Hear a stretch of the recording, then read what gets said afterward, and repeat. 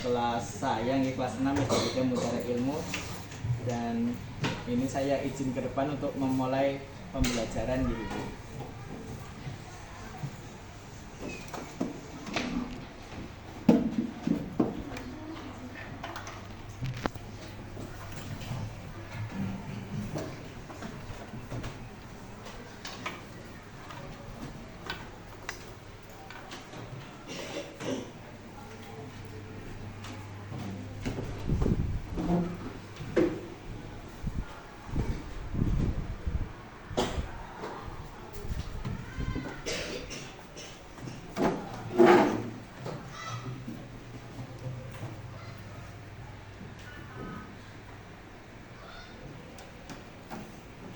Bismillahirrahmanirrahim. Assalamualaikum warahmatullahi wabarakatuh. Waalaikumsalam warahmatullahi wabarakatuh. Bismillah, alhamdulillah, waskurillah, wassalawat, wassalamu ala rasulillah. Alhamdulillah, segala puji bagi Allah Rabb semesta alam. Salawat dan salam semoga selalu tercurah untuk uswah hasanah kita Rasulullah Muhammad Sallallahu alaihi wasallam. Salawat juga semoga tercurah untuk keluarga Nabi, untuk sahabat, untuk tabi'in, untuk tabi'un tabi'in, dan juga untuk kita semua yang senantiasa menjalankan amalannya hingga di yaumul akhir kelak. Allahumma amin. Oke, anak-anak soleh-soleha kelas 6, kaifa halukum? Alhamdulillah, Allahu Akbar. Alhamdulillah sehat semua ya anak-anak soleh-soleha. Sebelum ke pembelajaran, Ustaz tanya dulu nih, Ustaz presensi dulu yang tidak berangkat, cung. Belum, yang tidak berangkat, cung. Yang tidak berangkat ini lagi di rumah ya.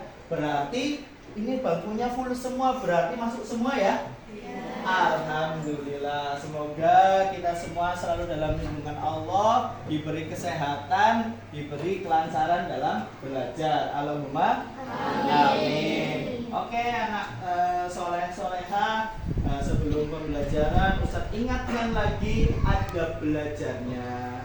Ustadz ingatkan lagi, kita di sini niatkan, luruskan niat untuk mencari ilmu, untuk menuntut ilmu Allah, sehingga nanti Allah berkahi dan kita mendapatkan ilmu yang bermanfaat. Allahumma amin. Sebelum pembelajaran dimulai, kita berdoa terlebih dahulu karena menyingkat waktu berdoanya. Kita juga singkat zikir paginya Al-Fatihah dan Raditu billahi robba. Oke, berdoa dipimpin oleh Nevan. Oke, silakan Mas Nevan. Terusan mu'adzaban.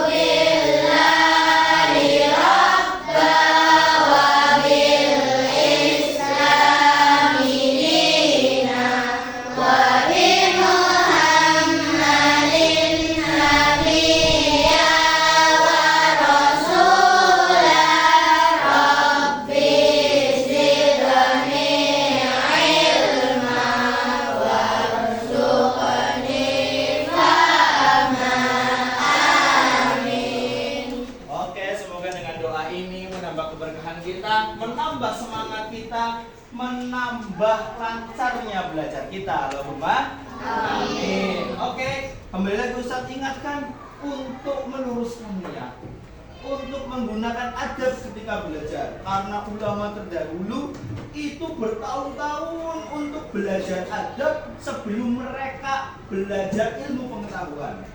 Mereka sinau dulu, mereka tidak sinau langsung hadis, langsung fikih, langsung apa. Sebelum itu mereka belajar bagaimana caranya belajar. Itu yang penting. Bagaimana caranya belajar, belajar yang baik seperti apa, hormat kepada ustadz ustadzah, kepada bapak ibu guru, kepada orang tua seperti apa, supaya menambah keberkahan ilmu kita. Oke, hari ini kita akan belajar tentang adaptasi hewan dan juga pengamalan sila Pancasila, sila kedua.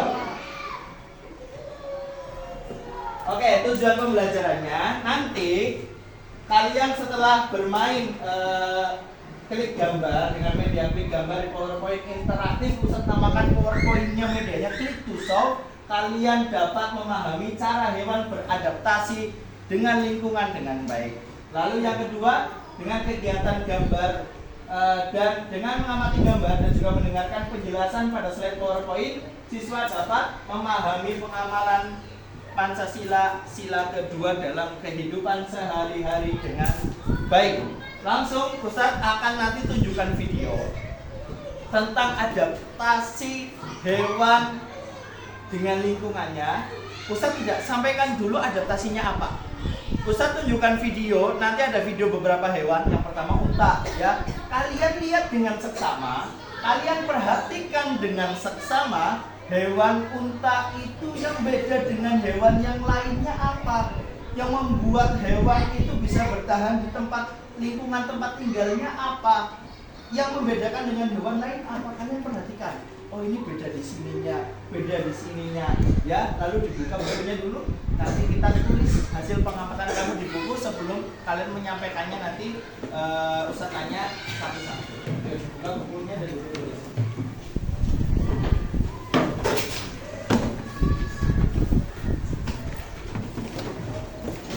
Sudah siap alat tulisnya?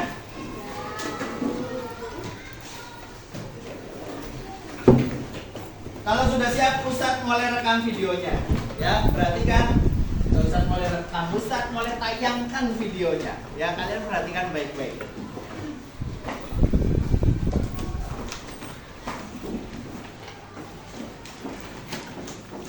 Ini ada video unta.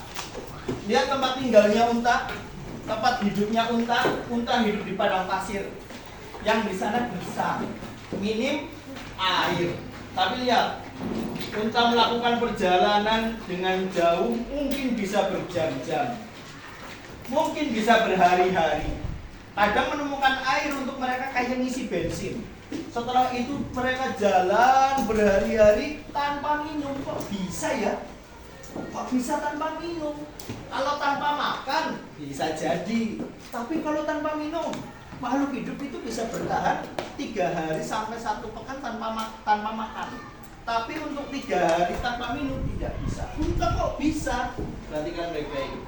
Hidup di padang pasir yang tempat hidupnya, tanahnya, mereka pijatnya itu pasir yang gampang pelosok, gampang blesek.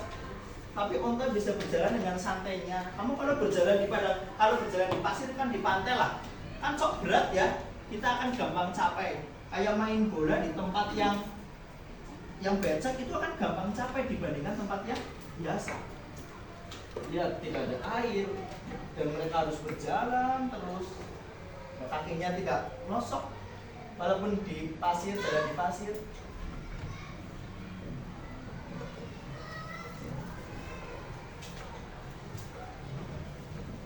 Silakan ditulis hasil pengamatan kamu. Tadi ada apa yang membedakan? Di close up ini mulutnya, tadi ada kakinya.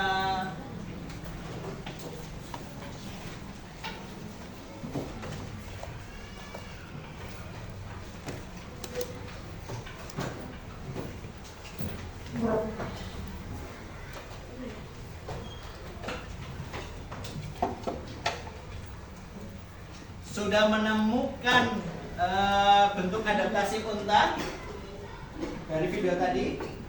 Kalau belum terus diamati. Kalau sudah satu, mungkin ada dua. Sudah dua, mungkin ada tiga. Sudah tiga, mungkin ada empat. Gak apa-apa, nanti sampaikan saja. Kalau betul, ya nanti ada faktanya, betul atau tidaknya. Kalau belum, ya nggak apa-apa. Santai saja kita, kalian menemukan apa, sampaikan saja. Nah ini kan beda banget tuh. Unta kok beda, itu ada apanya yang beda gitu disampaikan. Sudah ketemu? Kalau sudah, Ustadz lanjut. Nanti Ustadz tanya hasil pengamatan kalian, oke?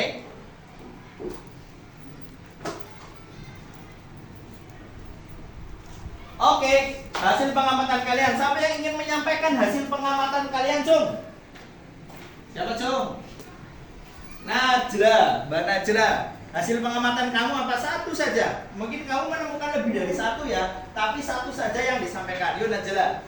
Memiliki punuk yang berisi cadangan lemak untuk bertahan hidup. Memiliki punuk yang berisi lemak yang dapat digunakan sebagai cadangan makanan untuk hidup. Apakah betul? Apakah salah? Bisa dibuktikan. Punuk itu sih mana sih? Siapa tahu ada yang ngomong punuk. Lah punuk sih mana? Punuk sih mana? Punuk yang mana? Ya ini yang namanya punuk itu apa ini apa itu. Coba Najla maju ke depan untuk membuktikan di media click to show ini. Nanti Najla pakai mouse, dicari mana yang punuk, baru diklik. Nanti akan keluar faktanya. Ya. Klik lalu dibaca. Yuk Najla. Punuk-punuk unta menyimpan cadangan makanan lemak yang dapat digunakan sebagai energi ketika berjalan di gurun pasir dalam waktu yang lama tanpa minum. Di punuk unta juga terdapat bulu yang tebal yang berfungsi untuk melindungi badan dari teriknya sinar matahari. Betul apa tidak tadi yang disampaikan Mbak Najla? Betul. Kalau betul, klik lagi dan kita beri tepuk salut. Jempol kanan, jempol kiri, dua jempol. Salut. Masya Allah, tabarakallah. Pintar Mbak Najla. Tadi satu sudah punuk. Masih ada beberapa bentuk adaptasi hewan unta. Yang lain, Cung, yang ingin menyampaikan.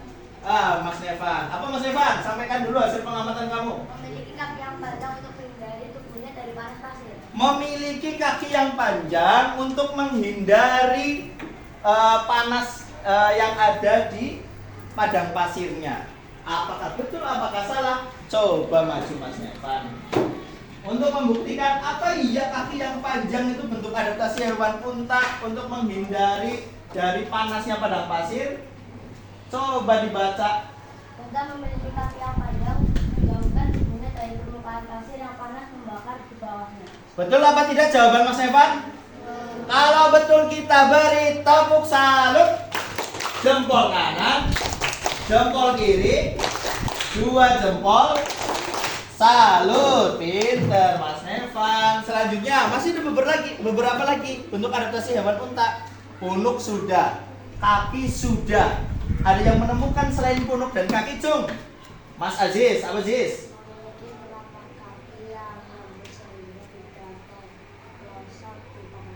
Kalau Mas Nevan tadi kakinya, kalau Aziz itu telapak kakinya. Aziz tadi melihat video yang unta berjalan tapi santai saja di padang pasir gitu ya Aziz. Yang close up kakinya, apakah betul, apakah salah telapak kakinya unta seperti yang dikatakan Mas Aziz? Coba dibuktikan oleh Mas Aziz.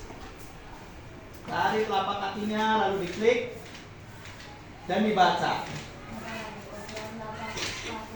Yang keras bacanya. Untuk kaki seperti ini dapat membantunya berjalan di atas pasir tanpa terperosok. Kaki unta memiliki telapak yang luas dan membusuk. Selain itu, kulit tebal khusus di bawah telapak kaki merupakan perlindungan terhadap pasir yang panas. Berarti betul tidak jawaban Mas Aziz? Diklik dulu Mas Aziz. Diklik dulu pas kakinya. Ya, dan kita beri tepuk salut. Jempol kanan, jempol kiri, dua jempol.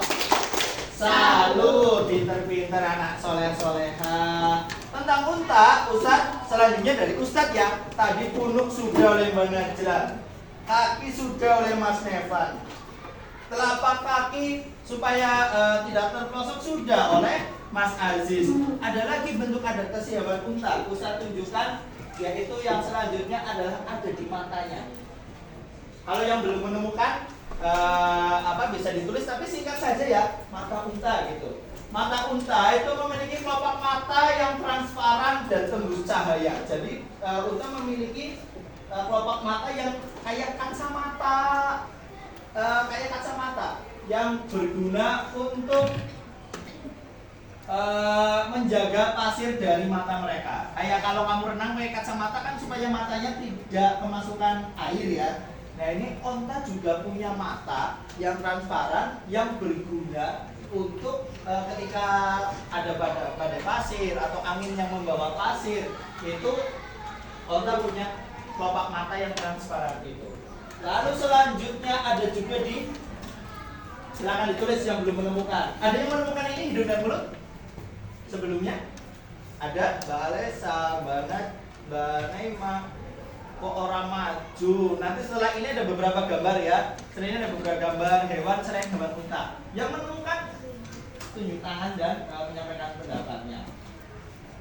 Yang belum menemukan silakan ditulis tapi ringkas saja. Hidung dan mulut. Unta diciptakan dengan hidung tipis yang mampu ia tutup lubang hidung untuk menahan badai pasir. Wis duwe kacamata, sudah punya kacamata tadi, dan juga unta punya masker alami juga yang Allah berikan ke unta. Jadi ketika padang pasir itu sudah auto matanya berubah jadi kacamata, di mulutnya nutup jadi, di hidungnya nutup jadi kayak punya masker. Masya Allah ya, ciptaan Allah yang luar biasa. Kita bisa melihat di unta. Makanya di surat apa? Al-Ghosiyah. Afala yanzuruna ilal ibili kaifa khuliqat. Allah berfirman, apakah kalian tidak melihat bagaimana unta itu diciptakan? Supaya jadi perhatian makhluknya. Ini ada unta diciptakan itu begitu luar biasanya oleh Allah. Sampai dimasukkan di satu ayat dalam Al-Quran, kita disuruh untuk memperhatikan bagaimana itu unta diciptakan. Kakinya, telapak kaki, punuknya, matanya, hidungnya, semuanya luar biasa. Oke, sudah ditulis. Selanjutnya, ini tadi hewan unta. Lalu ada hewan berikutnya yaitu bebek. Sebelum ke adaptasi bebek, kalian silakan amati video berikut. Kalian ada, itu ada lagunya ya. Bebek angsa, sari, wali, minta dansa 4 kali. Sorong ke kanan, sorong ke kiri, la la la la la la la la la la. Lihat bebek, tubuhnya bebek, kalian lihat apa sih beda? Ini bebek lari. Ustaz ingat apa jadinya ya? Nah, lihat bebek lari. Lalu ini bebek masuk ke air. Ini tertinggal. Silakan ditulis hasil pengamatan kamu sih beda. Bebek punya keistimewaan apa sebagai bentuk adaptasinya? Menemukan apa ditulis, menemukan apa ditulis. Ya. Yuk, oh aku ketemu ini. Aku ketemu ini. Tulis. Bebek masuk ke air. Airnya dalam, bisa jalan dengan cepat seperti itu.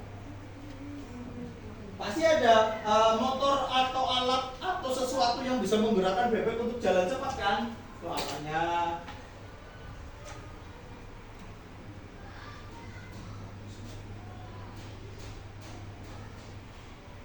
Bebek masuk ke air, lalu bebeknya mentas keluar dari air.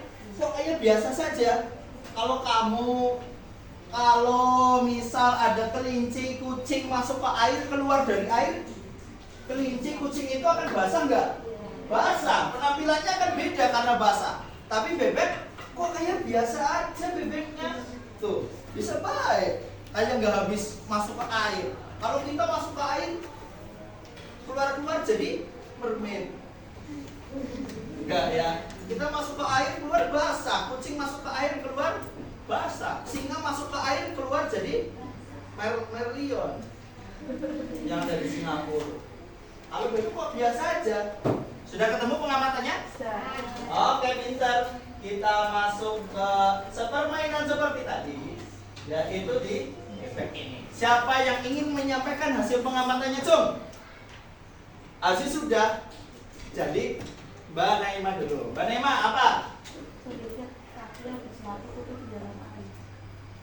Yang disampaikan Mbak Naima, bebek itu memiliki kaki yang berserabut yang berguna untuk berjalan atau bergerak ketika di dalam air. Betul atau salah? Coba Mbak Naima maju. Soalnya semangat nanti. Oke. Yuk coba di selaputnya. Klik. Pasal laputnya nih. Nah, alhamdulillah. Yuk, dibaca nih.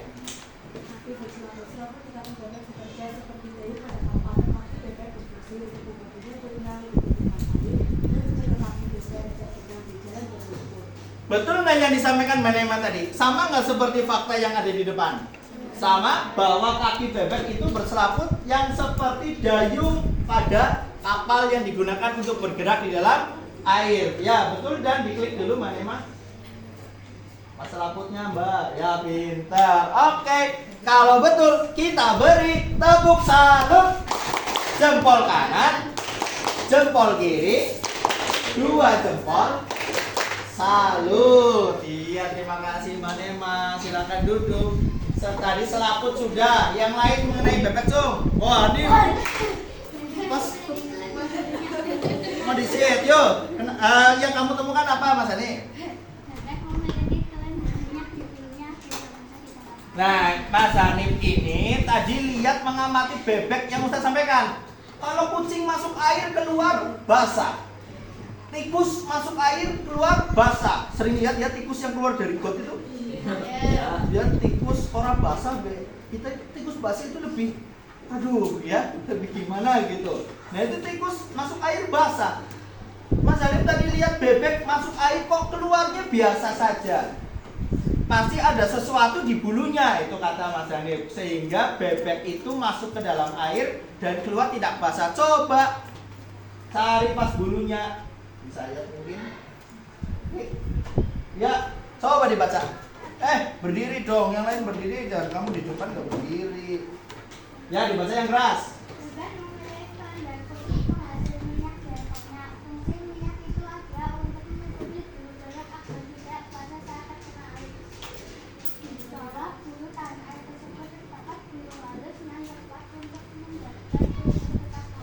Iya, berarti betul nggak yang dikatakan Mas Adi?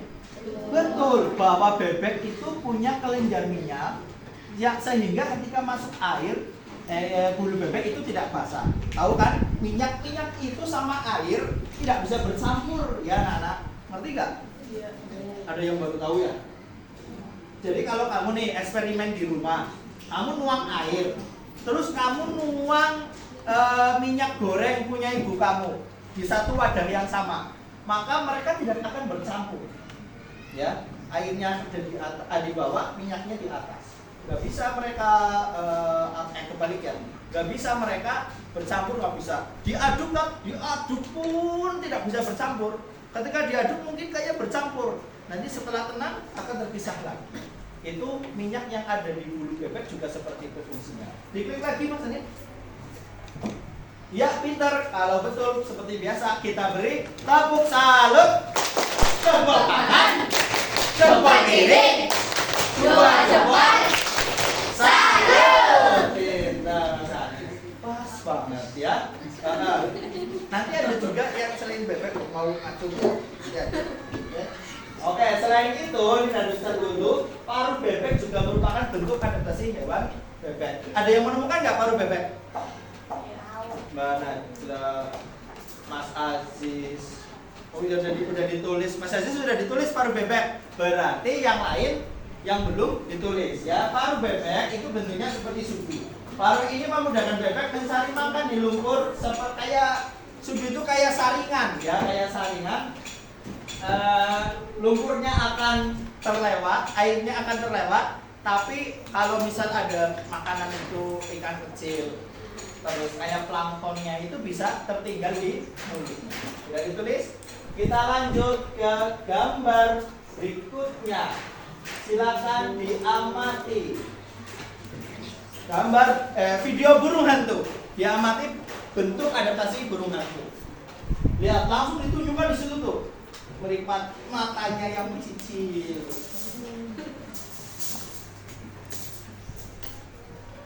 Ketika menangkap mangsa itu langsung ditunjukkan di video. Pemangsanya nggak tahu ya, tiba-tiba ada burung hantu datang.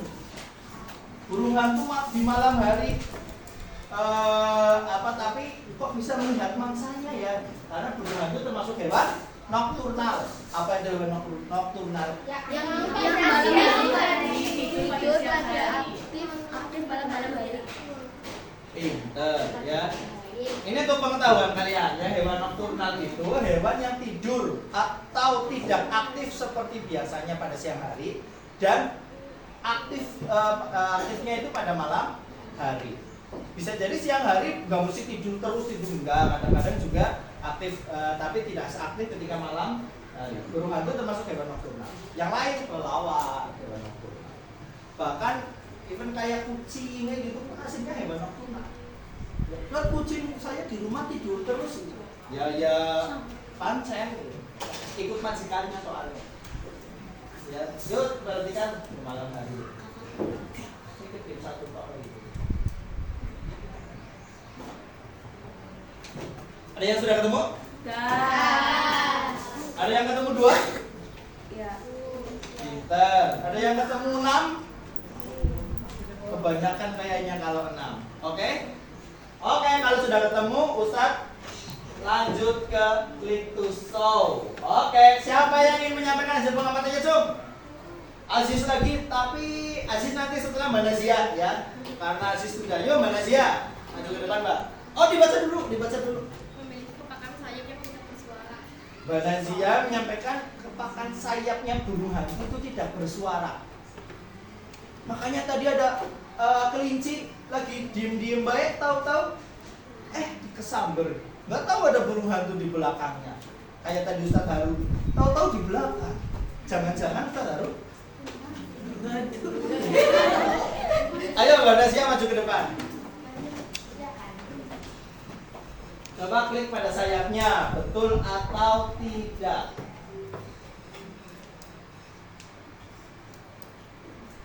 Coba ini nanti tep gitu.